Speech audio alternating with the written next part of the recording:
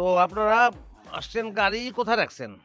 আমাদের তো গাড়ি নেই, আমরা অটোতে আসছি। অটোতে? ব্যাটারি? জি, ব্যাটারি। ওই তো রাস্তাঘাটে চলার অনুমোদন নাই। যাক, রসিকতা করলাম আর কি। ভাবছিলাম তো 2টা গাড়ি নিয়ে আসবেন আপনারা। তাহলে মিতুরে ডাকি আব্বা। ময়না, মিতুরে নিয়ে আসো।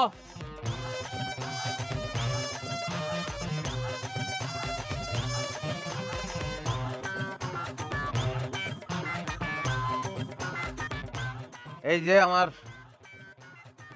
শালি, নিজের শালি বলে বলতেছি না, গ্রামে মাইয়ার মতন মাইয়া এই একটাই,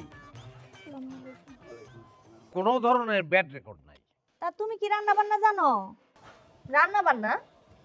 ও রান্না বান্না জানতে হবো কেন? ও তো রান্না বান্না করে খাবে না, কাজের মেয়ে রেখে দিবেন, যা কাজ করে সব কাজের মেয়ে করবেন।